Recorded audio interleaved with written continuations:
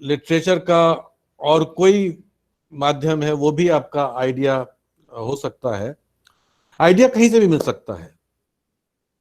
और जो आम तौर पर देखा गया है कि जो जिन्होंने भी लिखा है, अक्सर लोगों ने, चाहे वो प्लेज लिखे हों चाहे फिल्में लिखी हों, वो बहुत ऑटोबायोग्राफिकल होता है। आपके अपनी जो जिंदगी है, अपनी अपनी जिंदगी के जो आपके तजुर्बे हैं, वो आपकी अपनी जिंदगी से भी हो सकते हैं, या आपके जो आसपास लोग हैं, चाहे आपके रिश्तेदार हैं, आपके फ्रेंड्स हैं, आपके कोई जानने वाले हैं, या आप किसी को देखा है आपने किसी के बारे में, तो उन घटनाओं से, उन किरदारों से, चरित्रों से आपको ये आइडिया अक्सर मिलता है। यानी कि अक्सर वहां से लगता है आपने कुछ देखा, कोई घटना देखी, या किसी चीज, कोई आपको करेक्टर ऐसा मिला जिंदगी में, और आपको लगा यार इसके ऊपर मुझे कुछ लिखना चाहिए, एक बहुत इंटरेस्टिंग चीज इस पे लिखा जा सकता है।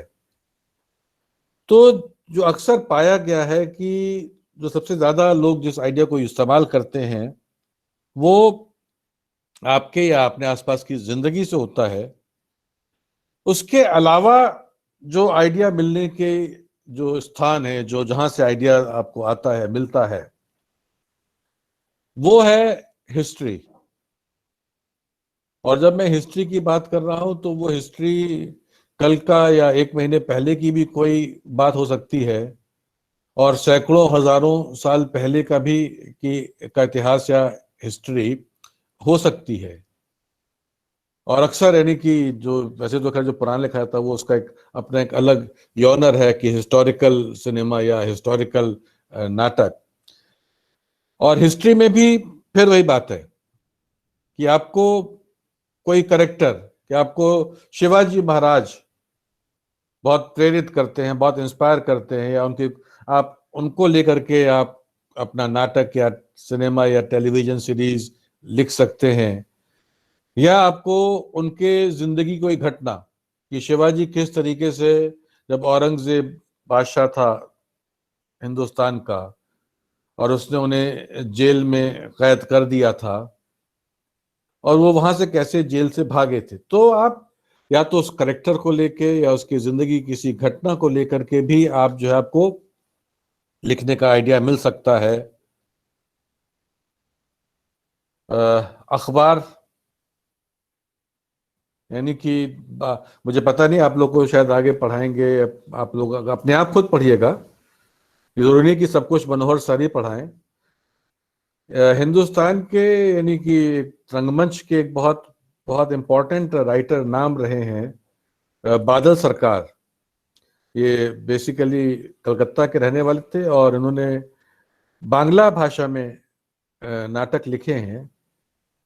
और इनका एक नाटक है बाकी इतिहास, जो कि उन्होंने एक अखबार में एक घटना पढ़ी थी, और उस घटना से इंस्पायर हो करके, उससे आइडिया ले करके उन्होंने वो पूरा एक नाटक लिखा था।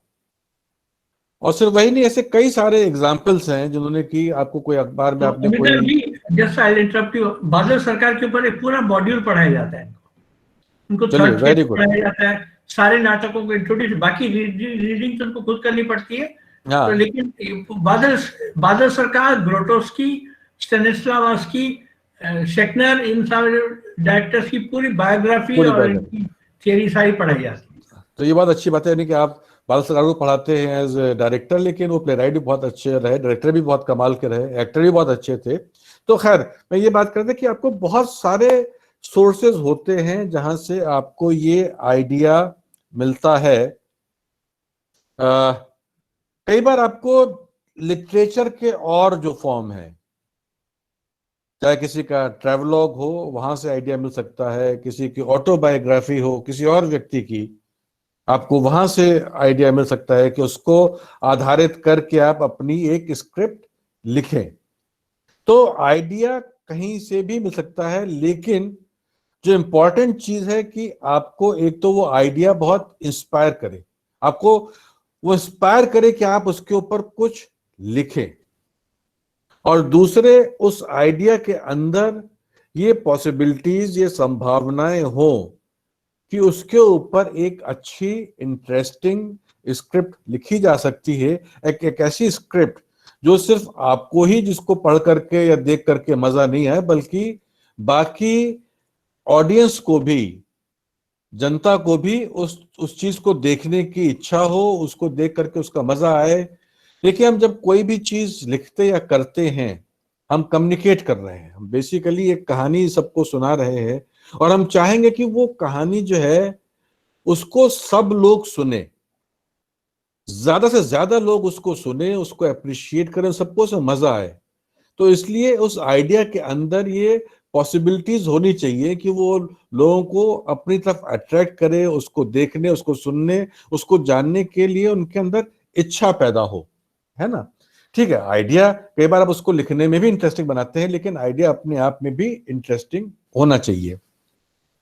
तो जैसे मैंने कहा कि ये आइडिया जो है, वो आइडिया यानी कि आप हो सकता है कि आपने कहा कि मैं रिवेंज, बदला, इस पर एक कुछ लिखूंगा, तो वो एक शब्द का भी हो सकता है और एक लाइन का भी हो सकता है, एक कहावत हो सकती है कि लालच बुरी बला है, और आपने इसको लेकर के इसके ऊपर कुछ लिखना शुरू किया। या आपने, जैसे मैंने बताया कि आपकी जिंदगी में कहीं कोई घटना हुई है, आपके साथ कोई घटना हुई है, और उसको लगता है कि आप इसके ऊपर आपको एक नाटक या फिल्म या कुछ लिखना है, तो आप इन सब चीजों को लेकर के लिख सकते हैं। अब आपके पास आइडिया आपको मिल चुका है, चाहे कहीं से भी मिला हो, आइडिया आपके पास है, अब आपको इसे लिखना है। और यानी कि मैं एक बात बीच में थोड़ा सा अलग हटके कह रहा हूं कि मैं इसमें बहुत सारे आपको कुछ नियम, कायदे, कानून राइटिंग के बताऊंगा, बताने की कोशिश करूंगा। उनको जानना जरूरी है, उनको आप मान भी सकते हैं, लेकिन उनको आप तोड़ भी सकते हैं। तो हम उसको तोड़ने के बारे में भी बीच बीच में बात करेंगे। तो जब हम लिखने की बात करते हैं, तो सबसे पहले तो आपको जो भी, अगर कोई कहानी की शक्ल में आपके पास आइडिया, तब तो आपका काम काफी आसान हो जाता है। अगर वो कहानी की शक्ल में नहीं है, वो कोई इंसिडेंट है या कोई करेक्टर है, तो आपको उसके लिए सबसे पहले एक कहानी बनानी पड़ेगी। और ये हर राइटर के ऊपर डिपेंड करता है कि वो उसकी अपने लिखने की प्रोसेस क्या है, उसकी लिखने का तरीका क्या है। कुछ लोग होते हैं कि वो उसको पहले कहानी की शक्ल में, वो कहानी 1 पन्ने की हो सकती है, 2 पन्ने की हो सकती है, 10 पन्ने की कहानी हो सकती है, उस शक्ल में लिखें वो। या जो है वो उसको पॉइंट्स बना करके, कि चलिए, आपने कहा कि पहला पॉइंट ये है कि एक सुबह हम देखते हैं एक आदमी सड़क पे जा रहा है। दूसरा पॉइंट कि उस आदमी का एक्सीडेंट हो गया। अच्छा, ये मैं बस अभी सोचता जा रहा हूँ, बताता जा रहा हूँ आपको। तीसरा पॉइंट कि वो आदमी जो है हॉस्पिटल में उसको ले जाया गया है। और चौथा पॉइंट कि कोविड का वक्त है और आदमी को बहुत मामूली चोट आई है, लेकिन क्योंकि ये कोविड का टाइम है तो उसका कोविड का टेस्ट। तो आप इस तरीके से आप उस कहानी को पॉइंट वाइज बना सकते हैं, या उस कहानी को आप कहानी के तरीके से इस पूरी घटना को आप लिख सकते हैं, ये आपकी चॉइस के ऊपर है। लेकिन उस कहानी का जो जो हमारा जो भी ग्रामर मानी जाती है राइटिंग की, उसमें कहा जाता है उसका एक स्ट्रक्चर होता है। और जैसा कि हर कहानी का होता है कि उसकी एक बिगनिंग होती है, एक मिडिल होता है, और एक उसका एंड होता है। और इसी बिगनिंग, मिडिल और एंड को हम जो है एक राइटिंग के उसमें एक दूसरे तरीके से भी समझते हैं, वो है इंट्रोडक्शन। बिगनिंग का मतलब है कि इंट्रोडक्शन, इंट्रोड्यूस करना। आपको अपना सब्जेक्ट इंट्रोड्यूस करना है, आपको अपने करेक्टर्स इंट्रोड्यूस करने हैं, आपको अपना वो टाइम, वो लोकाल जहाँ पे वो जो भी आपका नाटक या कहानी या फिल्म जो घट रही है वो इंट्रोड्यूस करना है। तो ये जो है आपका बिगिनिंग है। जो मिडिल वाला पॉइंट है, वो जो सबसे इंपॉर्टेंट पॉइंट है कि आपने इंट्रोड्यूस तो कर दिया, आपने शुरुआत कर दी है, पर उस शुरुआत के बाद आपको पहुंचना है एक कॉन्फ्लिक्ट के ऊपर। कॉन्फ्लिक्ट मतलब एक द्वंद, एक कोई आपस में टकराव। क्योंकि वही जो है वो टकराव या द्वंद जो है, अक्सर आपकी कहानी को इंटरेस्टिंग बनाता है, उसको दिलचस्प बनाता है, उसमें जो आपके ऑडियंस है उसको बांधे रखने की ताकत होती है। और ये जरूरी नहीं कि कोई एक ही कॉन्फ्लिक्ट हो, कई सीरीज ऑफ कॉन्फ्लिक्ट्स भी हो सकती है, लेकिन कॉन्फ्लिक्ट होना बहुत जरूरी है। जैसे कि हम लोग अक्सर एक एग्जाम्पल देते हैं जब इस तरह की क्लास करते हैं, कि मान लीजिए कि एक लड़का है, एक लड़की है, उनमें प्यार हो गया। एक तो हमारे यहाँ प्यार जो है बहुत आम सब्जेक्ट, आइडिया, थीम है फिल्मों के लिए तो खास तौर से, टेलीविजन के लिए भी। तो मान लीजिए कि एक लड़का लड़की में प्यार हो गया है, और वो लड़की उस लड़के को लेके अपने पिता के पास जाती है कि पिताजी, मुझे इस लड़के से शादी करनी है। और पिता ने कह दिया कि ठीक है बेटा, शादी कर लो। तो यहाँ पे नाटक पैदा नहीं होगा, यहाँ पे आपकी कहानी बड़े सपाट तरीके से चलेगी। पर वहीं पर अगर पिता ने कह दिया कि नहीं, ये शादी नहीं हो सकती, अब उस शादी नहीं होने के कोई भी रीजन हो सकते हैं, जैसे ही पिता ने कहा ये शादी नहीं हो सकती, वहां पे एक ड्रामा, एक कॉन्फ्लिक्ट तय शुरू हो गया, है ना। तो ये जो, और ये तो मैंने बहुत ही सिंपल सा उदाहरण दिया, यानी कि इसमें आप जितना आप जब पढ़ेंगे, जानेंगे, देखेंगे, तो इस कॉन्फ्लिक्ट के बहुत अलग तरीके, बहुत अलग स्वरूप हो सकते हैं। और जो तीसरा पॉइंट है वो है एंड या रिजोल्यूशन, कि आपका जो भी आपने अपना कॉन्फ्लिक्ट पैदा किया है, वो कॉन्फ्लिक्ट आखिर में रिजॉल्व होना चाहिए, वो खत्म होना चाहिए, हीरो को हीरोइन मिल जानी चाहिए, है ना। ये जो है, ये इसके 3 मेन स्टेजेस इसके स्ट्रक्चर के होते हैं, बिगिनिंग, मिडिल, एंड, या फिर इंट्रोडक्शन या इंट्रो जिसे कहते हैं, कॉन्फ्लिक्ट और रिजोल्यूशन। एक चीज है कि जब आप ये अपनी कहानी आप तैयार कर रहे होते हैं, जब आप अपनी स्क्रिप्ट लिख रहे होते हैं, तो वैसे वो स्टानिस्लेवस्की आपको पढ़ाया जाएगा उनके बारे में, और उन्होंने बहुत कमाल की एक्टिंग की थ्योरी दी। स्टानिस्लेवस्की ने, थिएटर के आदमी थे जो वो था मैजिकल इफ, उनका एक कॉन्सेप्ट था। तो इफ जो है वो आपको राइटिंग में बड़ा मदद करता है कि इफ, यदि, अगर अगर ऐसा हो तो क्या होगा। अगर मान लीजिए कि जिस आदमी का सुबह सड़क पे एक्सीडेंट हुआ था, उसे जो है 1 घंटे तक पड़े रहने दिया गया सड़क पर, तो क्या होगा।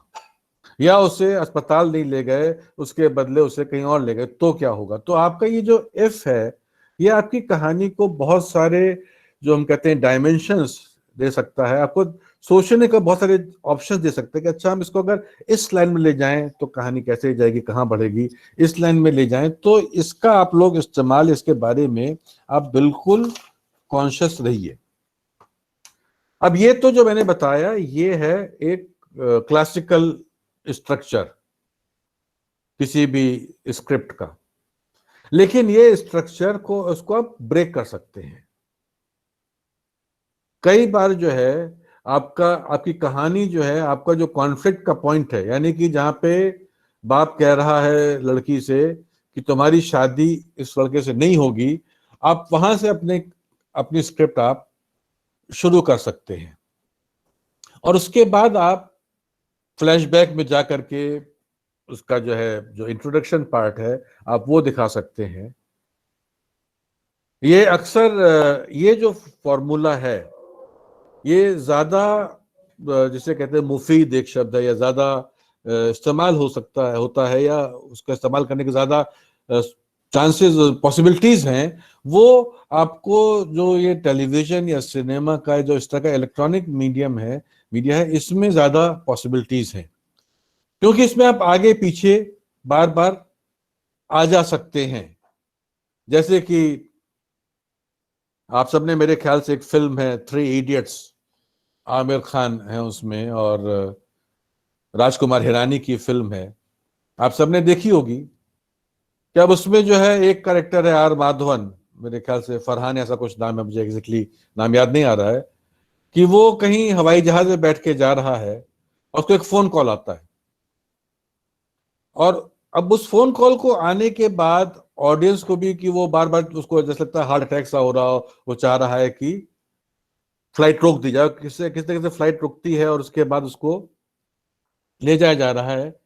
और मालूम चलता है कि वो जो है उनको अपना जो एक दोस्त था उनके कॉलेज डेज का, उस दोस्त के बारे में कोई खबर मिली है और उसको वो ढूंढने निकल रहे हैं। तब उन्होंने फिर उसके बाद फ्लैशबैक में जाती है कहानी कि वो कौन दोस्त था, कैसे मिला, क्या हुआ। तो एक ये यानी कि ये इसको इंट्रोड्यूस किया, लेकिन उन्होंने एक अलग तरीके से इंट्रोड्यूस किया इसको उन्होंने। हाँ, रैंचो दोस्त, बिल्कुल सही कहा आपने सौरभ जी। तो ये जो है, और ये मुझे एकदम से याद आया क्योंकि थ्री इडियट्स अभी मैं कुछ दिनों पहले ही देखा था, इसलिए मुझे फिल्म मेरी याददाश्त में थी। तो लेकिन ये सुविधा जो है नाटक में मुश्किल होती है, क्योंकि नाटक का जो है आगे बाद में डिटेल में बात भी करेंगे थोड़ा सा, अगर वक्त रहा थिएटर के बारे में बात करने के लिए, स्टेज प्लेस के बारे में बात करने के लिए, कि जो उसकी अपनी लिमिटेशंस हैं कि आपको अक्सर ये जो है मुश्किल है कि आप उसमें इस तरह से फ्लैशबैक में आ जा सकें, जो कि किसी भी सिनेमैटिक मीडियम में ज्यादा आसान होता है, तो आप उसमें कर सकते हैं। तो इसमें जो बात मैं यानी कि था कि इसको ये हमारा क्लासिक फॉर्मूला है कि बिगिनिंग मिडिल और एंड होना चाहिए, लेकिन इसको आप अपनी कहानी, अपने आइडिया के रिक्वायरमेंट, अपनी स्क्रिप्ट के हिसाब से इसको आप चेंज कर सकते हैं, इसको आप बदल सकते हैं। मेरे ख्याल से जो एक स्ट्रेट फॉरवर्ड कहानी कहने का तरीका है उसका एग्जाम्पल देने की जरूरत नहीं है। वो सब आपने जिंदगी में खुद बहुत सारी कहानियां उस तरह की पढ़ी होंगी, फिल्में देखी होंगी, हो सकता है नाटक भी देखे हो आप लोगों को। जो थिएटर के स्टूडेंट्स हैं, बिच्छू नाटक पढ़ाया गया है क्लास में, तो सभी कहानी एक लीनियर उसमें चलती रहती है। ठीक है, उसमें बीच बीच में घटनाएं आती हैं कि साहब ये फलाने आदमी की उसकी बेटी है, वो जो आपका दोस्त था, मेरे ख्याल से ऐसा ही कुछ है, जो कि ऐसे बचपन में बिछुड़ गया था या कहीं बाहर चला गया था। लेकिन आपके नाटक की कहानी जो है, उसका जो घटनाक्रम है, जो जो चल रहा है, वो पूरा का पूरा एक लीनियर उसमें चल रहा है।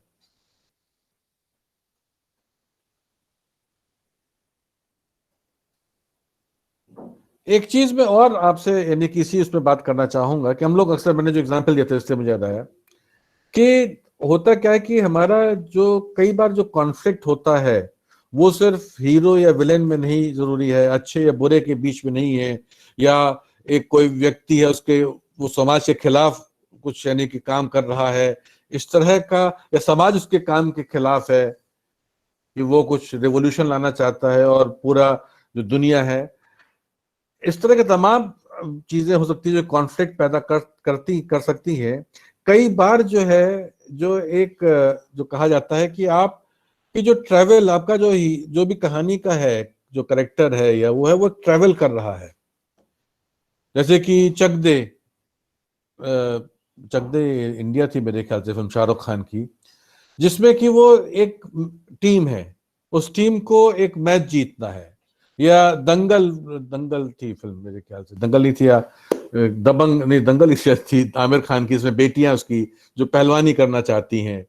तो आपका जो है उस तरह का भी एक वो हो सकता है, एक जर्नी हो सकती है कि आपका कैरेक्टर जो है वो इस जगह से किसी और जगह पे पहुंचना चाह रहा है, चाहे वो कोई रेस हो, चाहे वो उसकी जिंदगी करियर का सवाल हो कि उसको यहाँ से उसको जो है इलेक्शन जीतना है, इलेक्शन जीत के उसको प्रधानमंत्री बनना है देश का, ये कुछ भी हो सकता है। लेकिन इन सब की जर्नी के बीच में कहीं पे उसके रास्ते में रुकावटें आनी, वो जो कॉन्फ्लिक्ट है वो किसी अड़चन के कि भाई उसके पास पैसे नहीं है, और पैसे नहीं है उसको कहाँ से वो पैसे इकट्ठा करे, उसको अपनी माँ का ऑपरेशन कराना है। तो आपको इस तरह के बहुत सारे ऑप्शंस मिलेंगे जो आपके, और इसका बेसिक पर्पस इस कॉन्फ्लिक्ट का, इन रुकावटों का, इन सब जो ये आ रहा है, वो आपकी कहानी, आपकी स्क्रिप्ट को इंटरेस्टिंग बनाना है, उसको एनग्रॉसिंग बनाना है कि उसमें ऑडियंस आपकी लगातार जुड़ी रहे। एक चीज और जो बात कही जाती है जब आप कोई भी आइडिया डेवलप कर रहे होते हैं, एक स्टोरी, एक स्क्रिप्ट के लिए, कि उसमें यानी कि कहा जाता है कि आप हमेशा कुछ ऐसा करिए जो कि आपकी ऑडियंस एक्सपेक्ट नहीं कर रही है। अगर उसे मालूम है कि भाई अब ये आदमी जो है ये सड़क पे मिला हुआ है, ये घायल है, और इसको ये लेकर जाएंगे किसी हॉस्पिटल में इलाज कराने के लिए। ये आपकी ऑडियंस सोच रही है।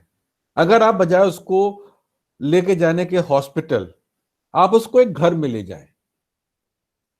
अब घर में क्यों ले जाएं? उसके लिए आपको कोई, आपके पास एक लॉजिक, एक कारण होना चाहिए कि चाहे वो घर एक ऐसे आदमी का है जो कि जो बॉडी पार्ट्स हैं उसका व्यापार करता है, और उसका अपना, उसने अपना अंदरूनी अंदर एक क्लिनिक बना रखा है जहां से कि वो जो ये घायल आदमी है इसकी किडनी निकाल देगा, कुछ कर लेगा।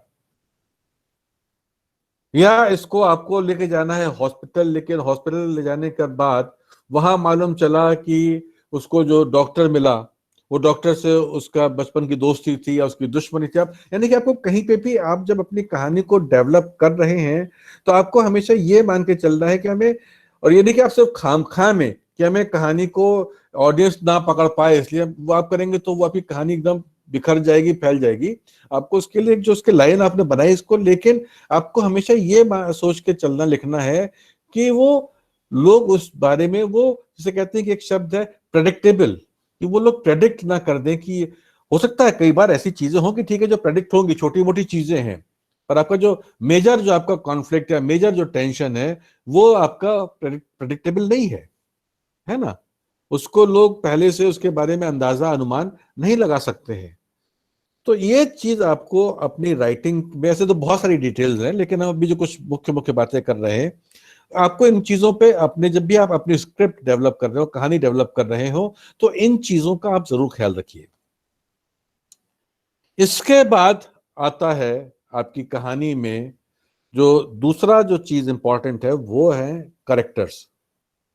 क्योंकि आप जो भी कहानी आप बता रहे हैं वो आप किन्हीं करेक्टर्स के ही द्वारा बता रहे हैं, उनके साथ जो घटनाएं घट रही हैं उस उनके उसके द्वारा आप बता रहे हैं।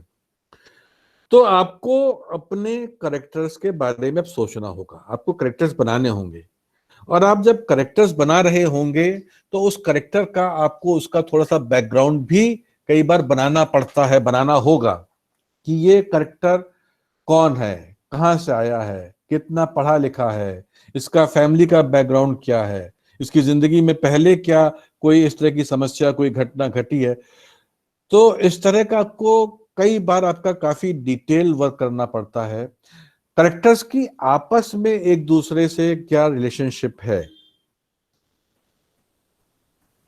उस पे आपको वर्क करना पड़ेगा। अक्सर हम आजकल टेलीविजन सीरियल्स में तो देखते रहते, ये भी देखते रहते हैं, खासतौर से जो सोप ऑपेरा है, कि कोई करेक्टर जो, यानी कि अक्सर जो ये सास बहू वाले जो तमाम है, कि पहले वो बड़ा उसके साथ, बहू के साथ उसके बड़े अच्छे संबंध हैं, सास के संबंध हैं, लेकिन बीच में कुछ होगा और दोनों के संबंध खराब हो जाएंगे। अब वो किसी और जो ग्रुप है या गुट है फैमिली के अंदर, वो उसके साथ मिल जाएंगे या उसके अपोजिट। तो इस तरह के आपस में ये करेक्टर्स जो रिलेशनशिप है, ये रिलेशनशिप बदलती भी रह सकती है आपकी कहानी के दौरान, आपकी कहानी की रिक्वायरमेंट के हिसाब से बनी भी रह सकती है। कि अगर हमारा जो हीरो है उसका एक दोस्त है जो अक्सर पहले बहुत हुआ करता था कि उसका एक साइड किक होगा, कॉमेडी करेगा, वो उसके साथ, पता नहीं कुछ समझ नहीं, कुछ फोर शेडोइंग करके, कुछ भाई साहब ने कुछ सवाल पूछा, अभी लिखा है मैं समझ नहीं पाया, बाद में बात करेंगे, उनसे पूछेंगे क्या कहा। तो आपको जो है, यानी कि हमारी एक तो वह कहानी, कहानी का घटनाक्रम हमने बनाया पहले, घटनाक्रम के साथ साथ हमें जो दूसरा हिस्सा जिस पर हमें काम करना है वो है हमारा करेक्टराइजेशन या करेक्टर स्कीम, कि हमारे क्या करेक्टर्स होंगे, कैसे उनका क्या बैकग्राउंड होगा, उनकी आपस की रिलेशनशिप क्या होगी। और एक बात आप बिल्कुल हमेशा ध्यान रखिए, ऐसा कहा जाता है, ये भी एक नियम है, और इस नियम को तोड़ने की कोशिश मत करिएगा, इसको फॉलो करिएगा, कि आपकी कहानी, आपके जो भी घटनाक्रम है या कोई भी आपको सीन बनाने पड़ेंगे, उनमें कोई भी ऐसा सीन, कोई भी ऐसा चीज ना हो जो कि जिसकी आपकी कहानी में जरूरत नहीं है, आपके स्क्रिप्ट में जरूरत नहीं है, कि अगर उसको आपको निकाल भी देंगे तो उससे आपकी स्क्रिप्ट में कोई फर्क नहीं पड़ने वाला। अगर ऐसा कोई सीन है, इसका मतलब वो बेकार का फालतू सीन है, वो आपके उसके स्क्रिप्ट की लेंथ बढ़ा रहा है, उसको मदद नहीं कर रहा है। यानी जो भी सीन आप लिखें वो आपकी कहानी को आगे बढ़ाने वाले होने चाहिए। ऐसे ही जो भी आपके करेक्टर्स हैं वो आपके जो आपका जो आइडिया है, जो आपकी कहानी है, उसको आगे बढ़ाने वाले होने चाहिए। ये नहीं होना चाहिए कि उसमें से अगर हम किसी भी इस करेक्टर को निकाल दें तो इससे हमारी स्क्रिप्ट को कोई फर्क नहीं पड़ने वाला।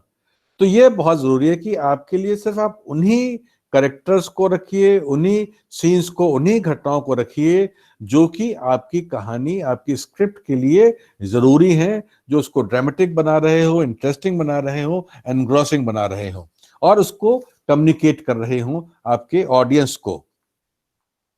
करेक्टर्स के साथ ही जो जो तीसरा जो एक बहुत इंपॉर्टेंट एस्पेक्ट है राइटिंग का, और सबसे ही कहना चाहिए सबसे इंपॉर्टेंट एस्पेक्ट है, वो है लैंग्वेज, भाषा।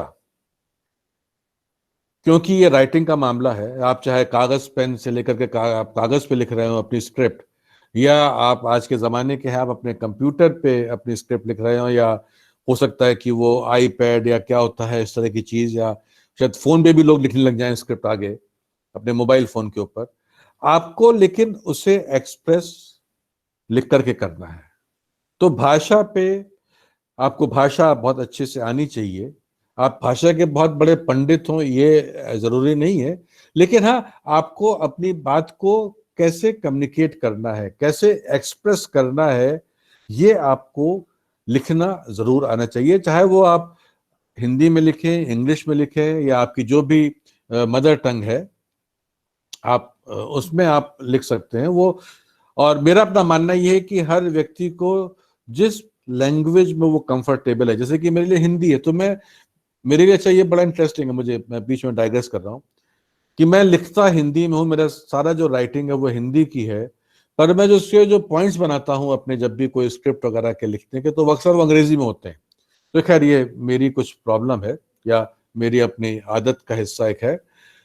तो ये जो है, हमेशा मेरा मानना है कि राइटिंग आपको अपनी उसी भाषा में करनी है चाहिए जिस भाषा पे आपका पूरा पूरा अधिकार है, चाहे वो आपकी मदर टंग हो सकती है, या आपने कोई भाषा एक्वायर की, आपने सीखी है, पढ़ी है, वो हो सकती है।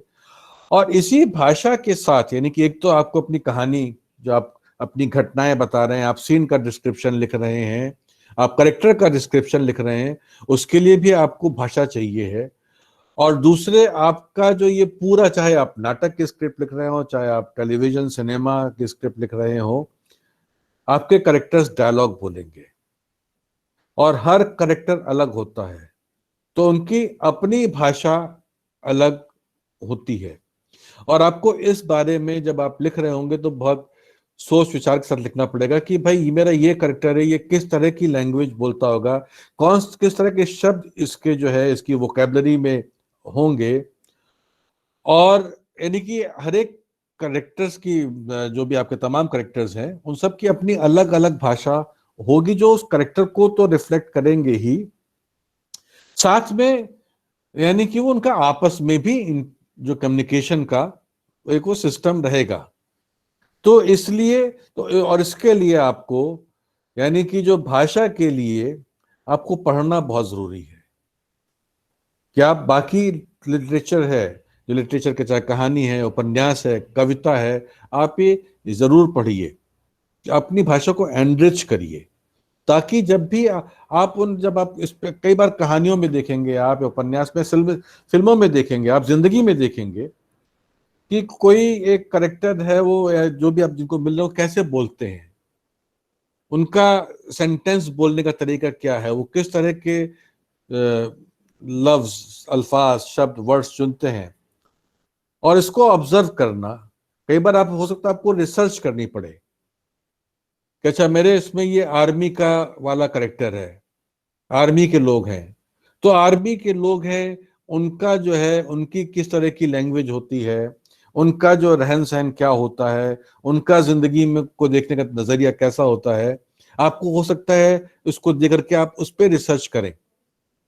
तो इसलिए जो है, और ये नहीं कि ये रिसर्च सिर्फ भाषा के लिए ही नहीं, आपको कई बार अपनी कहानी के हिसाब से भी, अगर कोई आप हिस्टोरिकल या ऐसे किसी उस पर आप कर रहे हैं तो भी आपको रिसर्च की वो जरूरत पड़ सकती है। तो रिसर्च भी एक राइटिंग से जुड़ा एक बड़ा इंपॉर्टेंट हिस्सा है। जब आप करेक्टर्स बनाते हैं तो उसमें सब तरह के करेक्टर्स होते हैं। जो देखते तुम्हारे पॉइंट्स में आया, मैंने लिखा था, मैं बताना भूल गया था कि मेन करेक्टर्स होते हैं, सपोर्टिव करेक्टर्स होते हैं, और मेन में अक्सर जो हमारे यहाँ जो टर्म इस्तेमाल होता है प्रोटेगनिस्ट और एंटेगनिस्ट, मतलब प्रोटेगनिस्ट मतलब जो कि हीरो या जो पॉजिटिव करेक्टर है, और एंटेगनिस्ट जैसा कि शब्द से मालूम है एंटी, जो जो उसके खिलाफ हो, जो विलेन हो, जो खलनायक हो, जिसके खिलाफ यानी कि हीरो और जिसमें टकरार यानी कि अच्छाई और बुराई। पर इसके अलावा भी ऐसे भी कैरेक्टर्स हो सकते हैं जो कि जिनमें दोनों चीजें हो सकती हैं, दोनों शेड हो सकते हैं। सपोर्टिव कैरेक्टर होते हैं, सेकेंडरी कैरेक्टर्स होते हैं, जो इस कहानी को, इन कैरेक्टर्स को हेल्प करते हैं, उनके साथ उसको कहानी को आगे बढ़ाते हैं। ऐसे ही आपकी कहानी में हम जो बात ज्यादा वक्त नहीं मिल पाएगा, एक मेन प्लॉट होता है और उस मेन प्लॉट के साथ साथ कई बार उसके सब प्लॉट होते हैं जो कहानी को आगे बढ़ाने में हेल्प करते हैं और उसमें एक वेरिएशन भी लाते हैं। कई बार आप एक ही चीज को लेके चल रहे हैं तो वो बड़ा बोरिंग सा हो जाता है, एक ही सब्जेक्ट। तो उसको भी इंटरेस्टिंग बनाने के लिए आप सब प्लॉट्स का इस्तेमाल करते हैं, लेकिन वो सिर्फ इंटरेस्टिंग बनाने के लिए नहीं होते हैं, बल्कि वो आपकी कहानी को हेल्प करते हैं उसे और इंटरेस्टिंग, उसको और ड्रामेटिक बनाने के लिए। तो ये हमारे कुछ बेसिक चीजें हैं जो हमने आज बात की कि स्क्रिप्ट के लिए सबसे पहली चीज आपके पास एक आइडिया होना चाहिए। वो आइडिया आपको कहीं से भी मिल सकता है, कहीं से भी आ सकता है, जिसको कि आप लेकर के अपनी स्क्रिप्ट लिखना चाहते हैं। उसके बाद उसका एक स्ट्रक्चर होता है स्क्रिप्ट का, आप उस पर काम करते हैं। उसके बाद आप उसमें जो कैरेक्टर्स हैं आपकी कहानी, आपकी स्क्रिप्ट में, आप उनके ऊपर वर्क करते हैं। और तो उसके बाद आपका आता है लैंग्वेज। ये 3-4 बड़े इंपॉर्टेंट एस्पेक्ट हैं और हमने कुछ बहुत ही शॉर्ट में बाकी चीजों की बात की है। उसके साथ साथ हमें एक चीज का जो ध्यान रखना चाहिए कि इमोशंस बहुत जरूरी है। यानी हमारे यहाँ जो नाट्यशास्त्र लिखा भरत मुनि ने, और ऐसे ही एरिस्टोटल का पोएटिक्स है, उन सब, इन दोनों में राइटिंग को लेकर के भी पूरा पूरा एक चैप्टर्स है, पूरा विधान है कैसे किस तरह का नाटक लिखा जाएगा। नाटक के अपने अलग अलग यॉनर्स होते हैं, फिल्मों के अपने अलग अलग स्टाइल होती है। तो उसके बारे में तो आपको मिलेगा ही, कॉमेडी नाटक, ट्रेजिडी, सीरियस नाटक, या हिस्टोरिकल है, या जो भी है इस तरह का है, शॉर्ट प्ले है, बड़ा प्ले है, फुल लेंथ नाटक है। इमोशन पूरा नवरस का सिद्धांत है हमारे यहाँ, और संस्कृत लिटरेचर में, नाटकों में तो नवरस का बहुत इंपॉर्टेंट रोल है। उसके बिना कोई नाटक पूरा हो सकता ही नहीं है। उसमें एक मुख्य रस होना चाहिए वगैरह वगैरह। हम उतना डिटेल में नहीं जाएंगे, पर ये आप लोग सब पढ़ने वाले लोग हैं, मुझे उम्मीद है कि अगर आप लोग की इसमें इंटरेस्ट होगा, इस चीज में, राइटिंग के उसमें, तो आप लोग इस पे अपना अलग से पढ़ सकते हैं, कर सकते हैं। ये सारी चीजें गूगल पे उपलब्ध हैं, लाइब्रेरीज में अवेलेबल हैं, उनको आप देख सकते हैं।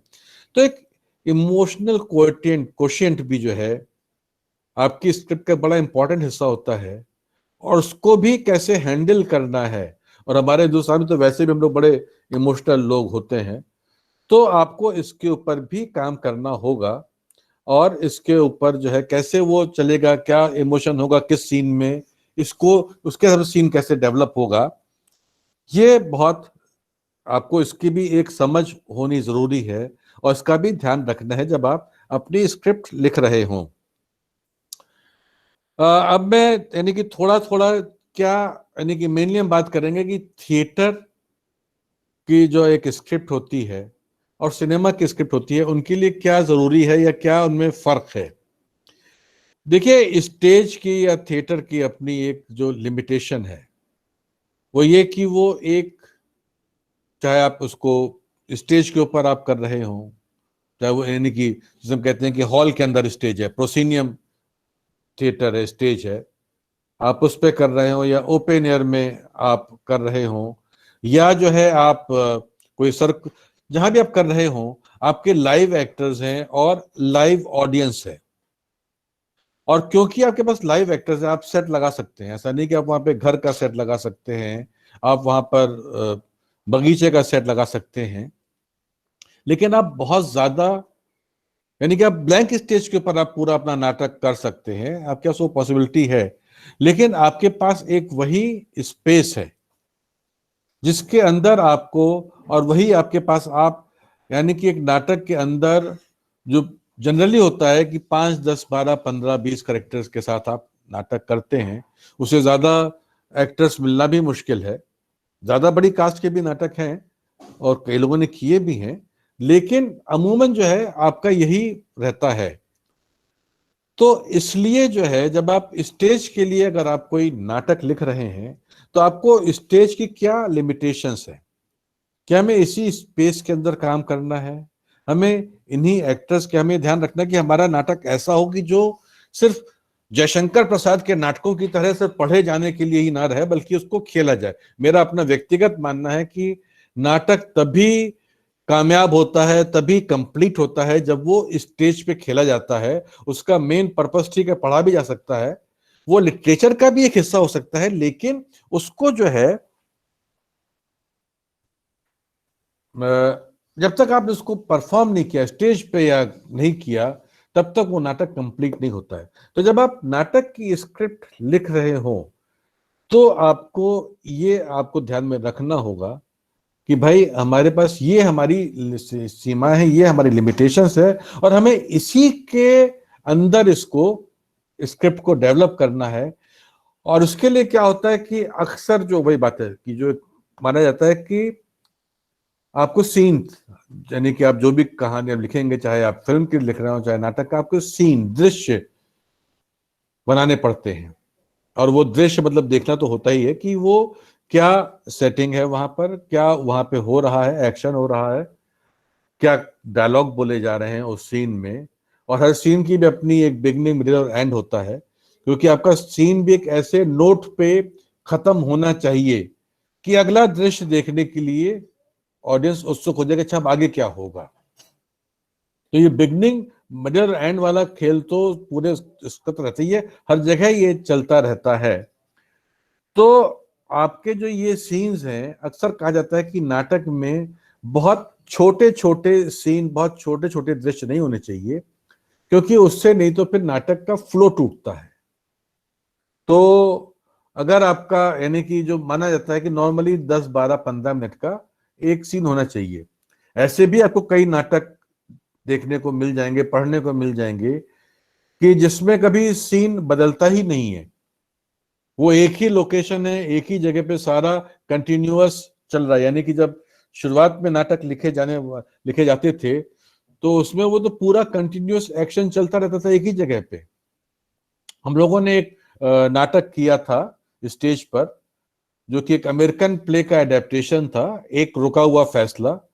और बाद में इस पर फिल्म बनी, और आज भी वो फिल्म अक्सर अवेलेबल है यूट्यूब वगैरह के ऊपर, और अक्सर ये जी सिनेमा वगैरह, जी क्लासिक वगैरह में वो दिखाई भी जाती रहती है। एक रुका हुआ फैसला, वो पूरा का पूरा नाटक जो है, वो बस एक 12 जूरी मेंबर्स हैं और एक कमरे के अंदर हॉल में बैठे हुए हैं, वहीं घट रहा है। तो ये भी पॉसिबिलिटी है।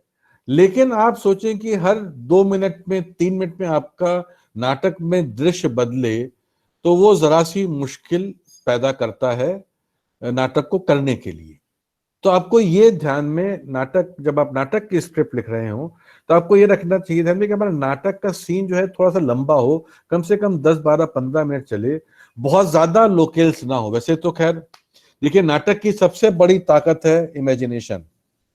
अगर आप खाली स्टेज पर भी आप ऑडियंस को बोल देंगे कि यहां पर एक बहुत भयानक, भयंकर जंगल है, तो ये नाटक की ताकत है कि हमारी ऑडियंस वो इमेजिन कर लेगी कि वहां पर एक जंगल है।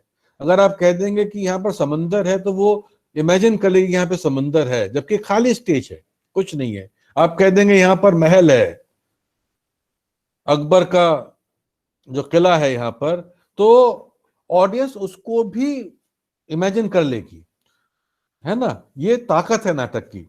तो आप ब्लैंक स्टेज पे अगर आपका सेट नहीं है, उस तरह का आपका रियलिस्टिक सेट नहीं है कि आपका एक ऑफिस का सेट लगना है, आपका ड्राइंग रूम का सेट लगना है, आपका एक क्लासरूम का सेट लगना है, अगर आपका उस तरह का सब्जेक्ट नहीं है, आपका वो नहीं है, तब तो आप बहुत सारे दृश्य क्रिएट कर सकते हैं अपने ब्लैंक स्टेज के ऊपर। लेकिन उसमें भी अगर आप हर 2-2.5 मिनट में बदलेंगे तो उससे जो हमारी लाइव ऑडियंस जो बैठी नाटक देख रही है, उसका जो उसके साथ फ्लो है उसमें फर्क पड़ता है। तो आपको थोड़ा सा अपने दृश्य लंबे करने पड़ते हैं। और अगर आप उसमें यानी कि इस तरह का सेट क्रिएट करें तो आपको ये देखना कि आप किस तरह का, क्योंकि फाइनली किसी कोई नाटक करेगा तो आप ऐसा सेट मत क्रिएट करिए जो उसको कर पाना मुश्किल हो, या आप इतने ज्यादा करेक्टर्स मत अपने इंट्रोड्यूस करिए जिनको कि फिर करना किसी भी डायरेक्टर के लिए, किसी भी थिएटर ग्रुप के लिए वो दिक्कत पैदा करे। पर अगर आपके उसके सब्जेक्ट की रिक्वायरमेंट है तो लिखिए वैसा, फिर वो नाटक होगा नहीं होगा उसकी आप चिंता मत करिए। सिनेमा में बहुत सारी आपके पास पॉसिबिलिटीज हैं, आप कुछ भी कर सकते हैं। आप पहाड़ों पे जा सकते हैं, आप समुद्र में जा सकते हैं, आप अंतरिक्ष में जा सकते हैं, आप फ्लैशबैक में जा सकते हैं, आप फ्लैश फॉरवर्ड में जा सकते हैं।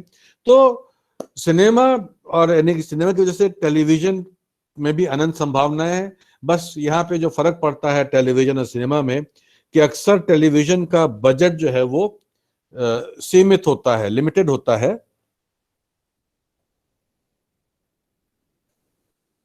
कई बार कई तरह के सिनेमा का बजट भी लिमिटेड होता है। जब आप कोई आपके पास स्टार कास्ट ना हो तो आपका सिनेमा का बजट भी लिमिटेड, सीमित हो जाता है।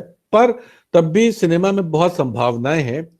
और इसीलिए जो फिल्मों की राइटिंग में, यानी कि फिर वही बात है कि अक्सर लंबे सीन भी होते हैं, पर अमूमन जो है वो सीन छोटे छोटे सीन होते हैं, 1-1.5 मिनट 2 मिनट के सीन होते हैं। आप बहुत जल्दी अपनी अगली दृश्य पे, अगली बात पे आप जाना चाहते हैं। टेलीविजन का जो मामला है वो थोड़ा सा बीच का मामला है। एक तो बजट की भी उसकी समस्या है, तो और अक्सर उसको बहुत कम टाइम में, यानी कि उसको जो जिस तरह का हमारा बनता है सोप ऑपेरा, भाई सॉरी मैं चाय पी रहा हूँ, घर में बैठा हूँ इसलिए मुझे ये सुविधा है। आप लोग मुझे लोग दिख नहीं रहे, आपके पास भी सुविधा रही होगी। तो ये जो टेलीविजन में, क्योंकि जब मैं बात कर रहा था कि अक्सर आपको एक बहुत ही कम टाइम के अंदर, आपको एक दिन के अंदर एक एपिसोड शूट करना है, तो आप कोशिश करते हैं कि हमारे मिनिमल सेट्स के ऊपर हमारा एपिसोड शूट हो जाए। और वैसे भी इसकी पूरी कहानी एपिसोडिक चलती है टेलीविजन की, वो एक अलग पूरा उसका एक मुहावरा है। तो उसमें आपके दृश्य जो है वो अक्सर 3-4-5 मिनट के भी हो सकते हैं, ये जनरली सीन की अवधि के बारे में। और आप बहुत ज्यादा लोकेल्स को आप चेंज नहीं करते हैं, जैसे टेलीविजन में ही अगेन सिनेमा की तरह ये छूट है कि आप कहीं भी जा सकते हैं। तो वो आप उसका ऑप्शन भी, अगर आपको जरूरत है तो आप कर सकते हैं उसका इस्तेमाल। इसके अलावा वैसे यानी कि एक और बहुत एक यानी कि मैं एक बात जो आपके साथ आखिरी शेयर करना चाहता था, और जो अभी आप लोग शायद करेंगे भी अपनी क्लासेस में, वो है इम्प्रोवाइजेशन। और कई बार आप इम्प्रोवाइजेशन के थ्रू भी एक स्क्रिप्ट डेवलप करते हैं, खासतौर से आप जब थिएटर में कर रहे होते हैं, स्ट्रीट थिएटर की तो मेरे ख्याल से लगभग सभी स्क्रिप्ट जो हैं वो इम्प्रोवाइजेशन के थ्रू ही डेवलप होकर के आती हैं। और कई बार जो आपका स्टेज वाला नाटक है उसकी भी स्क्रिप्ट जो है आप इम्प्रोवाइजेशन के थ्रू आप डेवलप करते हैं। लेकिन अगर आप, वो एक तरीका है उसको स्क्रिप्ट डेवलप करने का इम्प्रोवाइजेशन के थ्रू, एक्टर्स की मदद से। पर उसमें भी यानी कि आपको कई सारे जो सुविधाएं तो मिलती हैं, लेकिन आपका जो स्ट्रक्चर या लैंग्वेज वगैरह का मामला जो है, कैरेक्टराइजेशन का मामला, वो सारा ऐसा ही कुछ रहेगा जो मैंने भी आपको बताया। तो लगभग ये मैंने सोचा था आपसे बात करने का, कुछ और पॉइंट्स थे लेकिन उनको अगर हम बात नहीं भी करेंगे तो उनको छोड़ा जा सकता है। तो ये है मेरा कहने का। अब आगे जो है, अगर आपके कोई सवाल हो, कुछ आप लोग जानना चाहते हो, किसी बात को लेकर कंफ्यूजन हो, तो आप पूछ सकते हैं मुझसे। क्वेश्चंस के लिए अब ओपन है।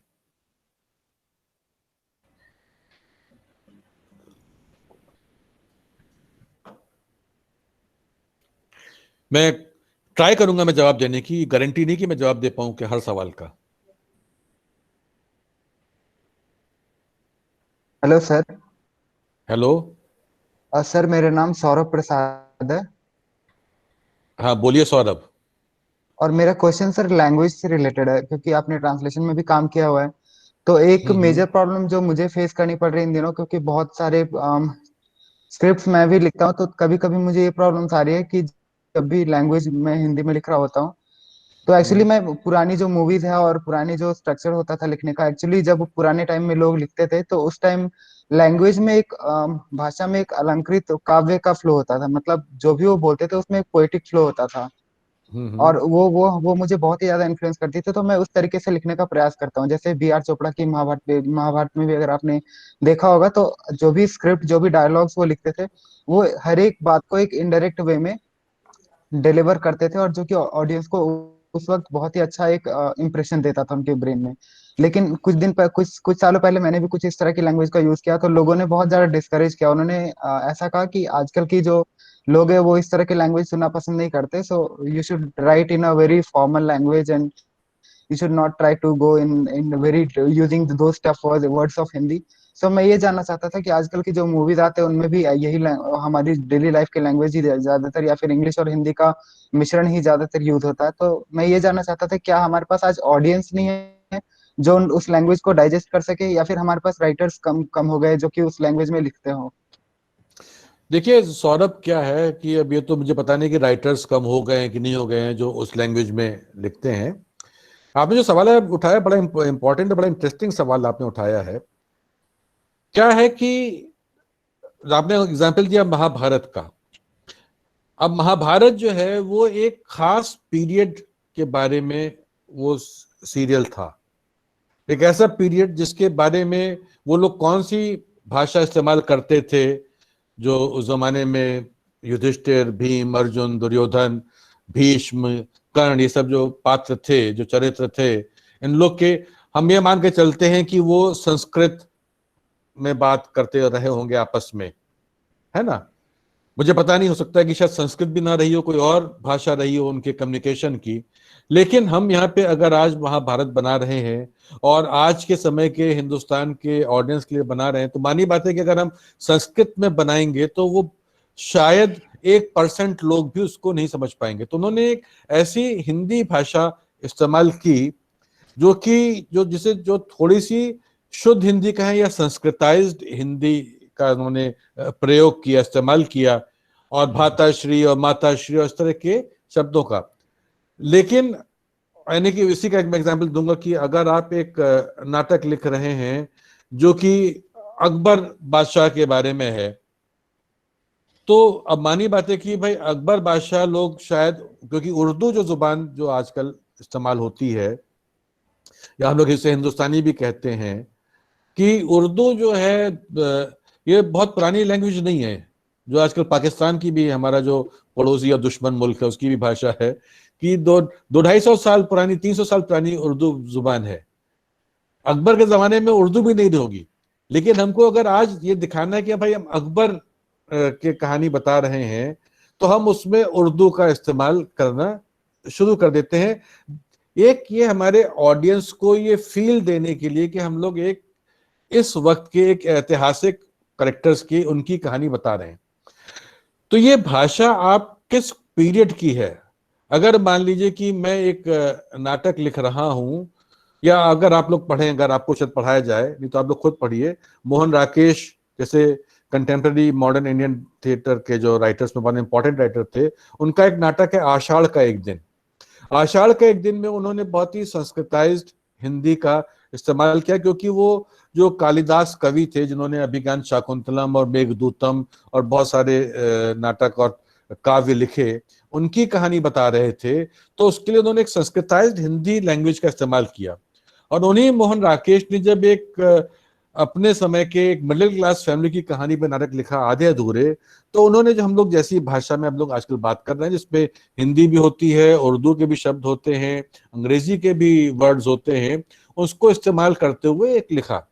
तो आपका सब्जेक्ट क्या है, एक तो वो आपकी भाषा को तय करेगा, नंबर 1। तो अगर आप सौरभ, ये आपका जो नाटक आप लिख रहे थे, अगर आप इसको मान लीजिए कि आप महाभारत के ही समय का नाटक लिख रहे थे, तो अगर आपने उसमें महाभारत जैसी भाषा आपने प्रयोग की तो कोई उसमें दिक्कत नहीं है।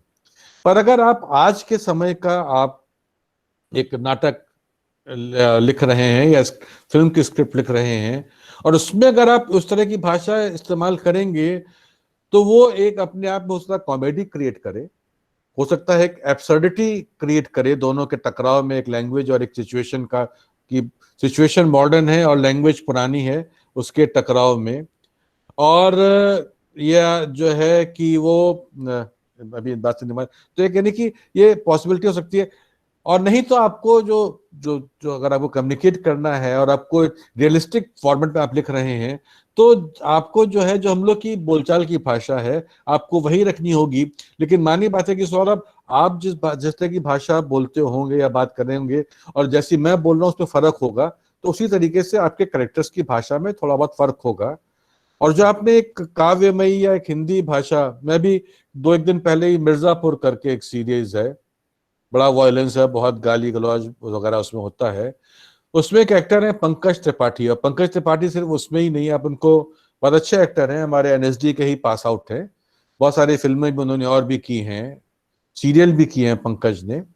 आप देखेंगे पंकज अक्सर जो उनकी भाषा है वो सब बड़ा वो शुद्ध हिंदी सी होती है, पर जिस तरीके से वो पंकज बोलते हैं वो आपको खलता नहीं है, और वो कभी भी ऐसी भाषा का इस्तेमाल नहीं करते हैं जो कि समझ में ना आए।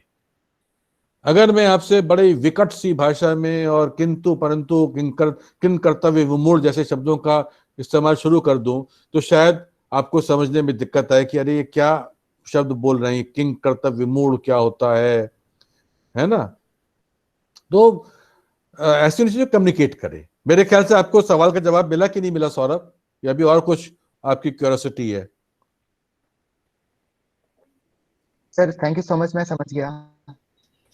और एक, हाँ, एक बात जो मैं बीच में कि एक था कि अगर मैं जैसे कि बीच में गाइड उपन्यास आर के नारायण का बहुत मशहूर नॉवेल है, उसको ड्रामेटाइज कर रहा था, उसके स्टेज के लिए अडेप्ट कर रहा था उसको एक ग्रुप के लिए। तो उस वक्त मैंने फिल्म देखी देवानंद की फिल्म गाइड, जो बहुत अपने आप में कमाल की हिट फिल्म थी और बहुत उसने उस वक्त यानी एक तरह का एक कंट्रोवर्सी भी पैदा की थी गाइड फिल्म ने। तो जब मैंने उसका जो हिंदी अनुवाद पढ़ा, अंग्रेजी भी पढ़ा आर के नारायण का और हिंदी पढ़ा, तो वो बड़ा हिंदी जो थी वो बड़ी शुद्ध हिंदी जैसी हम लोग बात करते, साहित्यिक हिंदी थी। और जो देवानंद की फिल्म थी उसमें उर्दू बहुत ज्यादा थी। तो उसकी वजह ये थी कि जिस जमाने में देवानंद या राज कपूर या दिलीप कुमार का सिनेमा बन रहा था, तो उस जमाने में उर्दू जुबान जो है वो हमारे आम जिंदगी की भाषा का हिस्सा थी। मेरे फादर जो है उन्होंने बचपन में पूरी पढ़ाई उर्दू भाषा में ही की, उन्होंने हिंदी जो देवनागरी भाषा लिपि बहुत बाद में सीखी, शायद 8th-9th में जाके सीखी। तो या आप बिच्छू नाटक आपने जो थिएटर के हैं पढ़ा होगा, उसमें बहुत उर्दू के आपको शब्द मिलेंगे कि एक जमाने में ये उर्दू बहुत प्रचलन में थी। अब धीरे धीरे उर्दू निकलती जा रही है, इंग्लिश के शब्द ज्यादा आ रहे हैं। तो ये उसी तरीके से जो पुरानी फिल्में थी उस वक्त एक साहित्यिक हिंदी का एक अलग चलन था, रिवाज था, तो उसकी वो भाषा भी होती थी। चलिए ठीक है, ये मुझे बात करनी थी। और किसी का कोई सवाल? अच्छा अमिताभ जी, एक स्टूडेंट ने पूछा था फोर्स शेडोइंग कैसे यूज कर सकते हैं इफेक्टिवली स्क्रिप्ट राइटिंग में, और फोर शेडोइंग क्या होता है भाई, ये बताइए मुझे जरा। फोर शेडोइंग क्या होता है? वार्निंग और indication of a future event, किसी चीज का आपको भनक लग जाए कि आगे होने वाला है, उसके बारे में, या प्लेयर इंट्रोड्यूस करना चाहते हैं कि आगे ये होने वाला है या फिल्म में, जिससे दर्शकों की क्यूरियोसिटी बढ़ जाए, उसके बारे में उनका सवाल था। एक तो मुझे पता नहीं जिन्होंने सवाल पूछा था, मुझे उनका नाम नहीं सात्विक दत्त है, सात्विक दत्त जी। तो सात्विक दत्त मुझे दिख भी रहे हैं सामने, एस उनका एस आगे पीछे हो रहा है। क्या है कि एक तो सब लोग जानते हैं फ्लैशबैक एक टेक्निक है जो सिनेमा में इस्तेमाल होती है, और वो जिसमें कि आप पीछे की आप घटना को आप दिखाते हैं। ऐसा ही सिनेमा में एक और टर्म इस्तेमाल होता है, एक टेक्निक है, वो है फ्लैश फॉरवर्ड, जिसमें कि आप जैसे आप फ्लैशबैक, अच्छा देखिए शब्द फ्लैश देखा जाए तो फ्लैश का होता है एक झटके में, आप एक झटका, आप एक चमक, आप एक दिखाया, एक झटके में वापस आ गए। पर अक्सर ऐसा होता नहीं, हम जब जाते हैं फ्लैशबैक में तो हम बहुत देर तक, यानी कि अभी 3 इडियट्स में भी बहुत लंबे लंबे फ्लैशबैक चलते हैं। पर फ्लैश फॉरवर्ड में अक्सर जो है, जो मैंने देखा है कि आप बस वाकई में आप एक फ्लैश में जाते हैं, आप एक जाते हैं, आप एक कुछ सेकंड का, आप कुछ यानी कि 30-35 सेकंड, आधे मिनट, 1 मिनट का आप जो है एक दृश्य दिखाते हैं और वापस आप प्रेजेंट में आ जाते हैं। तो आप तो एक तो ये टेक्निक आप इस्तेमाल कर सकते हैं। उसके अलावा जो दूसरा जो तरीका हो सकता है कि आप डायलॉग्स में, कि यार कहीं ऐसा ना हो जाए, है ना, जिसे हम कहते हैं प्रीनोमिनेशन। प्रीनोमिनेशन मेरे से सही उच्चारण है क्या है कि आपको पूर्वाभास हो रहा है एक घटना का, और उसके बारे में आप, यानी कि देखिए हमारे पास जब हम बात कर रहे हैं राइटिंग की, तो बस 2 ही तरीके हैं, या तो हम दिखा के करें उसको, और या फिर हम उसको अपने डायलॉग के द्वारा करें, है ना। इसमें अभी जो बात करते करते ध्यान है कि आप एक कोई एक आप प्रॉप भी इसमें इस्तेमाल कर सकते हैं, कि आपको एक चीज दिखाई दी, कि आपको एक ये ऐसी आपको एक ट्रे दिखाई दी, और ये ट्रे जो है हमारे करेक्टर ने बात करते करते उठाई, और उसको उठाया और उसको किया और उसको रख दिया, और मालूम चला कि ये करेक्टर, ये ट्रे जो है बाद में आपकी कहानी में एक इम्पॉर्टेंट करेक्टर बन जाती है। ये एक जादुई ट्रे थी, या ये एक ट्रे ऐसी थी कि जो आपका जो मान लीजिए कि आपकी जो पत्नी या प्रेमिका है, उसको किसी ने बहुत ही इंपॉर्टेंट एक इमोशनल उसके साथ अटैचमेंट था, गिफ्ट था, और ये ट्रे टूट गई और उसके वजह से आपके संबंध खराब हो गए। तो आप इस तरह की, मुझे जो समझ में आ रहा है फोर शैडोइंग से, मैं उसको अपने तरीके से समझने की और शेयर करने की कोशिश कर रहा हूं कि आप इन चीजों कर सकते हैं। वैसे मैं, यानी कि एक नाटककार है, इंग्लिश प्ले राइट हैं, जेबी प्रीस्टले, और मेरे ख्याल से उनके नाटक आपको शायद ऑनलाइन मिल जाने चाहिए, या अगर आपकी लाइब्रेरीज में पढ़िए, आप जरूर पढ़िए। उन्होंने एक नया एक कॉन्सेप्ट प्ले राइटिंग में शुरू किया था, जेबी प्रीस्टले ने, वो था टाइम प्ले का। मेरे पास टाइम है मेरे ख्याल से, उनका एक बहुत फेमस नाटक है एन इंस्पेक्टर कॉल्स, उसके बारे में मैं आपको बहुत ही ब्रीफली बता दूं। और ये नाटक अंग्रेजी में प्ले अवेलेबल है, हिंदी में भी इसकी किताब अवेलेबल है, एक इंस्पेक्टर से मुलाकात नाम से उसका अडेप्टेशन पब्लिश्ड है। कि इसमें एक फैमिली है, बहुत पैसे वाली फैमिली है, जिसमें फादर मदर है, उनका बेटा है, बेटी है, और बेटी की आज शादी होने वाली है, उसका फियांसी आया हुआ है, उसकी एंगेजमेंट है घर में, और बड़े भारी इंडस्ट्रियलिस्ट है ये, और ये लोग बैठे हैं, बड़ा हंसी खुशी का माहौल है। और तभी एक फोन कॉल आता है फादर के पास, और वो एक पुलिस डिपार्टमेंट से फोन है कि भाई एक लड़की ने सुसाइड कर लिया है, और हमारा एक इंस्पेक्टर उसके बारे में पूछताछ करने आपके घर आ रहा है। और मालूम चलता है कि वो इंस्पेक्टर आता है और वो बताता है कि फादर को कैसे ऐसे लड़की ने कर लिया है, वो आपकी फैक्ट्री में, आपकी इंडस्ट्री में काम करती थी, और कहीं पे उसकी इस सुसाइड के लिए वो फादर जो है वो रिस्पॉन्सिबल है। मालूम चलता है कि उस पे जो है उसका बेटा जो है फादर से गुस्सा होता है कि आपने उसके साथ ऐसा क्यों किया, क्या, तो इंस्पेक्टर कहता है कि नहीं, इसके लिए सिर्फ फादर नहीं, आप भी रिस्पॉन्सिबल हैं। और वो बताता है कैसे वो उसी लड़की का, वो उस बेटे के साथ भी कहीं भी मिली थी, उस बेटे ने कैसे उसको डिच किया था, वैसे ही वो बेटी के साथ उसका भी संबंध है, उस लड़की का माँ के साथ भी है, और तो और फियांसी के साथ भी कहीं ना कहीं उस लड़की का किसी उस पे रहा है, और ये सब उसकी मौत के लिए जिम्मेदार हो सकते हैं। और ये उन सबको जब वो कहते हैं कौन लड़की, उनको कई बार नाम से, और हर बार लड़की का नाम बदल जाता है उस करेक्टर साथ की, तब वो, या कई बार सेम नाम रहता है लेकिन उसको सरनेम से जानते थे वो। तो वो हर एक को उसकी फोटो दिखाता है अलग से, ये देखिए, और फोटो देखते पहचान जाते हैं ये सेम लड़की है, और सब वो इंस्पेक्टर जाता है, ठीक है, चला जाता है कि आगे इसका तफ्तीश इंक्वायरी चालू रहेगी। और लोग बहुत सब डिप्रेस, दुखी हैं, और ये बाद में ये बातचीत करते हैं तो इनको लगता है कि उसने उनको उल्लू बनाया, इन्हें पता ही नहीं कि वो सेम करेक्टर के बारे में बात कर रहा था, हो सकता है वो अलग अलग लोग रहे हों, अलग अलग करेक्टर, वो लड़की अलग रही हो, क्योंकि किसी ने भी सेम फोटो नहीं देखी है। वो पुलिस स्टेशन फोन करते हैं, पूछते हैं कि आपके यहाँ इस नाम का कोई है, तो कहते हैं नहीं, हमारे कोई इस नाम का इंस्पेक्टर नहीं है। कहते वो जरूर कोई फ्रॉड था और उसने हम सबको उल्लू बनाने की कोशिश की है। लोग अब वापस अपने खुशी के माहौल में आ गए, मूड में आ गए हम लोग, चलो ये भी एक अच्छा इंटरेस्टिंग एपिसोड रहा लाइफ का। तभी फोन की घंटी बजती है और आवाज आती है कि हम पुलिस डिपार्टमेंट से बोल रहे हैं और एक लड़की ने सुसाइड कर लिया है, उसकी इंक्वायरी के लिए एक इंस्पेक्टर आपके घर आ रहा है। यहाँ पे नाटक खत्म होता है। तो इस तरह की जो टेक्निक जो है, यानी मुझे लगा कि शायद फोर शेडोइंग की आप इस तरह की बात कुछ कर रहे हैं, तो पूरे इस तरह की एक सीरीज ऑफ प्लेज लिखे हैं जेबी प्रीस्ले ने। तो अगर ये सात्विक जी उसके उनके नाटक पढ़े तो आपको कुछ आइडियाज उसमें से मिल सकते हैं। कुछ जवाब मिला आपको सात्विक की? अभी मैं जवाब नहीं दे पाया आपके सवाल का। हाँ जी, जवाब मिला। Thank you so much. Welcome welcome.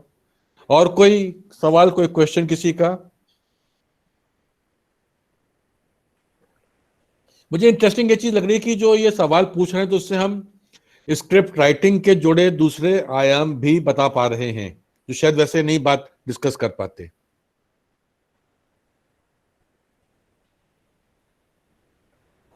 Amitabh ji, मेरे आपसे एक व्यक्तिगत सवाल है जी। कि आप राइटर्स ब्लॉक एक्सपीरियंस करते हो तो उसको कैसे, हर एक राइटर को मेरा ख्याल है कि राइटर्स ब्लॉक आता है कि आपने इतना सारा लिखा है, तो उसको आप कैसे टैकल करते हो?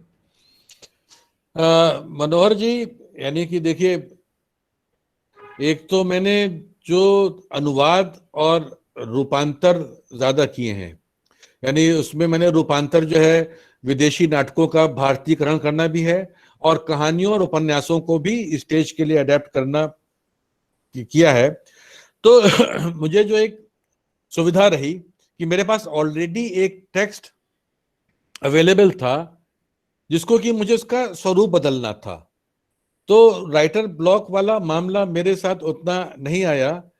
हाँ, जो उसमें जो मुझे जो दिक्कत आई कई बार, कि कई बार वो जो आइडियाज हैं या वो जो कॉन्सेप्ट या लैंग्वेज है उसको आपको एक्सप्रेस करना, आपको अपने इंडियनाइज करने में या अपनी भाषा में कैसे लाया जाए, उसमें जरूर दिक्कतें आई और उसको फिर मैंने कोई तरीका निकाला उसको सॉल्व करने का। वो अलग अलग जगहों पे अलग अलग तरीके रहे, वो भी मुझे याद भी नहीं है, वो प्रॉब्लम जरूर आई। पर यानी कि जो मैंने जो अपने बहुत कम क्रिएटिव राइटिंग उस तरह से स्टेज के लिए तो बहुत कम की है, हाँ टेलीविजन वगैरह के लिए थोड़ी ज्यादा की है। उसमें जब कभी मुझे यानी कहीं पे मैं फंसा हूं, तो एक तो जो तरीका रहा है कि जो मेरे कुछ सीनियर्स रहे हैं, जो मेरे टीचर्स रहे हैं, उनके साथ डिस्कस करना कि यार मैं यहाँ पे फंस गया हूँ, अब इसके आगे मैं क्या करूँ नहीं सूझ रहा है। और उन्होंने जो बातचीत हुई, जो डिस्कशन हुआ, कई बार उन्होंने कोई रास्ता सुझाया या उस बातचीत डिस्कशन में से कोई सॉल्यूशन निकल के आया। या कई बार मैंने क्या किया, जो जो जो जो एक और बात मैंने की है कि मैंने कुछ दिनों के लिए उसको छोड़ दिया, उसको बिल्कुल, यानी कि मैं बिल्कुल भूल गया हफ्ते हफ्ते 10 दिन तक, यानी कि उसको को मुश्किल हुई दिमाग से निकालने में। लेकिन उसके बाद जब मैं दोबारा उसको मैंने पढ़ना शुरू किया तो अपने आप उसमें फिर उसका एक मिला कि इसको हम आगे ऐसे कहानी को ऐसे आगे बढ़ा सकते हैं। पर क्योंकि मैंने खुद उस तरह से क्रिएटिव राइटिंग बहुत ज्यादा की नहीं है, तो एक नई कहानी कैसे लिखी जाए, वो जो राइटर्स ब्लॉक होता है वो मुझे कम झेलना पड़ा है या नहीं झेलना पड़ा है। अच्छा, इसी से मेरा जुड़ा हुआ एक और सवाल है कि स्टूडेंट्स को बताइए ट्रांसलेशन और अडेप्टेशन में क्या अंतर है, यानी उसको कैसे टैकल किया जाए, मीनिंग तो उनको पता होगी क्या है। ये देखिए, आप मेरा शोषण कर रहे हैं कि आप मेरे साथ एक ही सेशन में दो अलग अलग सब्जेक्ट्स के ऊपर जो है, क्योंकि वैसे ट्रांसलेशन और एडेप्टेशन जो है वो अपना पूरा एक अलग सब्जेक्ट है बातचीत का। लेकिन जो जो मनोहर जी ने जो सवाल पूछा है वो ये कि ट्रांसलेशन और एडेप्टेशन, तो इसका जो एक बहुत ही सिंपल सा जो जो एक एक्सप्लेनेशन है वो ये है कि भाई आप जब एक चीज को सिर्फ अनुवाद करते हैं, आप उसकी जब भाषा बदलते हैं, और भाषा जो है वो हिंदी से अंग्रेजी हो सकती है, अंग्रेजी से हिंदी हो सकती है, या हिंदी से गुजराती हो सकती है, मराठी हो सकती है, या किसी भी, आप जब दूसरी भाषा में आप उसको सिर्फ अनुवाद कर रहे हैं तो उस वक्त जो है वो कहलाता है ट्रांसलेशन। और जो मैंने किया है, मैंने अक्सर जो शेक्सपियर के नाटक किए हैं वो मैंने ट्रांसलेट किए हैं, या इब्सन के भी जो नाटक मैंने किए हैं अंग्रेजी से ट्रांसलेट किए हैं। तो आप उसमें जो है, जो वही करेक्टर्स हैं जो मूल लेखक ने लिखे हैं, वही करेक्टर्स हैं, वही सिचुएशंस हैं, वही संवाद हैं जो वो बोल रहे हैं, बस उनकी भाषा बदल गई है। मैंने सारे ही जो अनुवाद किए हैं वो अंग्रेजी से हिंदी में किए हैं, तो वो अंग्रेजी की जगह हिंदी बोल रहे हैं।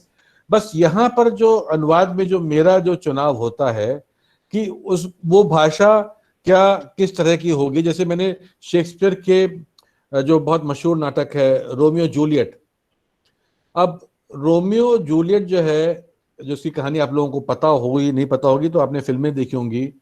ये इसकी शाहरुख खान की फिल्म आई थी बड़ी हिट, क्या नाम था, जोशीला या जो क्या नाम था मुझे याद नहीं आ रहा है, गोवा में बेस किया था, ऐश्वर्या राय भी शायद उसमें थी, शाहरुख खान था। कि मेरी कहानी ये है कि भाई दो फैमिलीज हैं, इटली में एक शहर में रहती हैं दो फैमिलीज, दोनों में आपस में खानदानी दुश्मनी है। हीरो जो है एक खानदान का है, हीरोइन दूसरे खानदान की है, दोनों में प्यार हो जाता है। अब शेक्सपियर ने कैसे किया मुझे पता नहीं है, हमने कोशिश की जब यहाँ पर उसको ट्रांसलेट कर रहा था मैं, कि मैंने एक की जुबान में उर्दू के शब्द ज्यादा रखे और एक की लैंग्वेज में हिंदी के, सिर्फ हमने बजाय ये दिखाने के कि वो हिंदू मुस्लिम है या इस तरह के हमने दो अलग कल्चर को बिलोंग करते हैं, वो ये दिखाने की कोशिश की लैंग्वेज के थ्रू अनुवाद में अपने। तो ये चुनाव मेरा होता है कि जब मैं अनुवाद कर रहा हूं तो मैं किस तरह की भाषा, अगर कोई हम प्ले कर रहे हैं उसमें कोई नौकर का कैरेक्टर है तो शायद उसमें मैं थोड़े से इस तरह के जो देहाती से शब्द है ज्यादा इस्तेमाल करूंगा। अगर पढ़ा लिखा कैरेक्टर है तो उसमें मैं शायद अंग्रेजी के शब्द ज्यादा इस्तेमाल करूंगा। तो इस तरह का मैं अपनी भाषा में चुनाव करता हूं। जब आप रूपांतर की हम बात करते हैं तो मतलब आप उसका रूप बदल रहे हैं। जैसे मैंने अभी बात करते करते मनोहर जी से कहा कि मैंने विदेशी नाटकों का अनुवाद तो किया ही, रूपांतर भी किया है, कहानियों और उपन्यासों का रूपांतर किया है। अब कहानी जो है वो एक अलग रूप में लिखा गया, उसका एक फॉर्म अलग है, उपन्यास से अलग फॉर्म है। उस फॉर्म से हटा करके उसको मैं जब स्टेज के लिए उसका रूप बदल रहा हूं तो मैं उसमें फिर दृश्य बना रहा हूं, उसमें मैं करेक्टर्स तो वही ले रहा हूं जो उसमें है, उन करेक्टर्स को नहीं इंट्रोड्यूस कर रहा हूं, कम जरूर कर सकता हूं, मैं बढ़ा नहीं रहा हूं, लेकिन और कई बार तो कई उपन्यासों कहानियों में उनके संवाद भी आपको वैसे मिल जाते लिखे हुए। जैसे बाण भट्ट की आत्मकथा मैंने उपन्यास का जब नाट्य रूपांतरण किया तो उसमें कई दृश्यों में जो उसके लेखक हैं हजारी प्रसाद द्विवेदी जी, उन्होंने संवाद भी लिखे हुए हैं, लेकिन मैंने सब जगह वही संवाद इस्तेमाल नहीं किए, कई जगह पे किए, उनको और बढ़ाया भी, कई जगह पे उनको मैंने थोड़ा बदला भी अपनी जरूरत के मुताबिक, पर उसको मैंने नाटक बनाया। और नाटक बनाते हुए मुझे काफी कुछ उसमें से उपन्यास में से छोड़ना पड़ा, कुछ जगह पे मुझे उसका ऑर्डर भी चेंज करना पड़ा कि उपन्यास में जो दृश्य बाद में आ रहा था मुझे अपनी जरूरत के हिसाब से उसको मैं पहले लाया और दूसरे दृश्य को बाद में ले गया।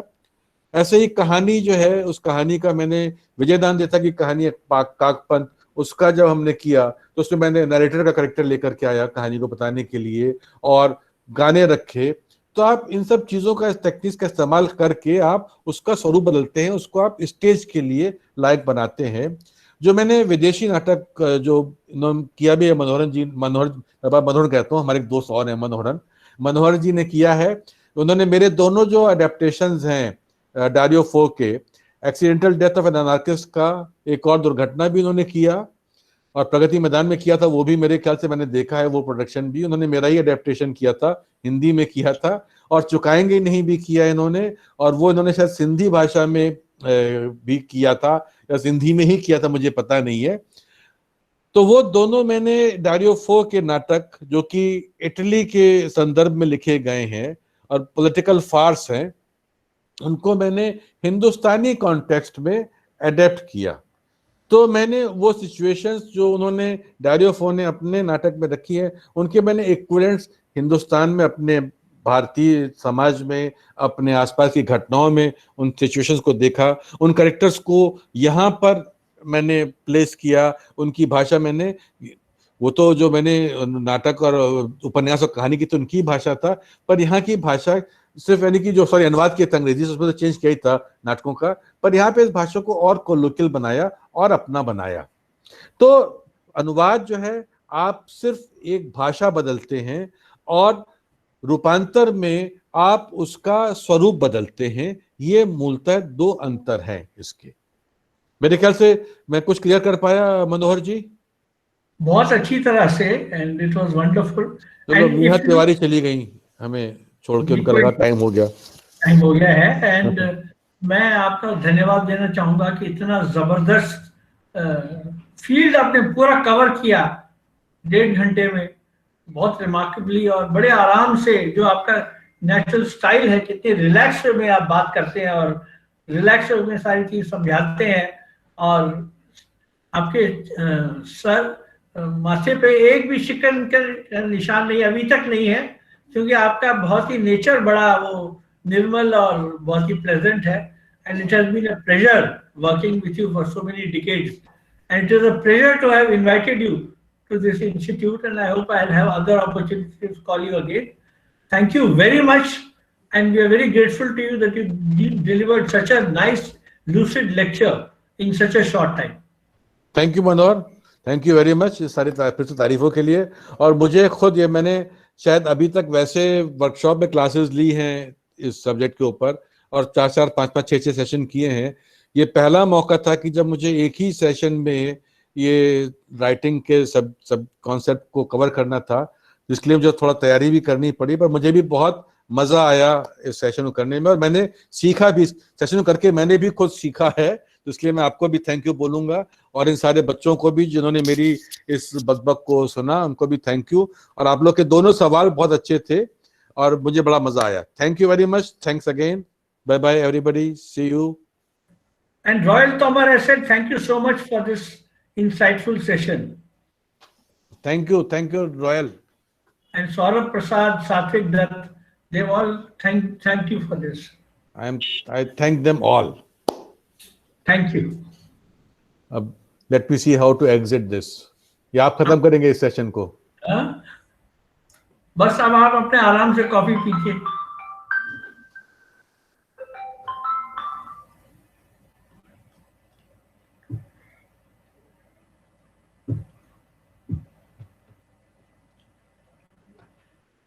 Thank you, everyone.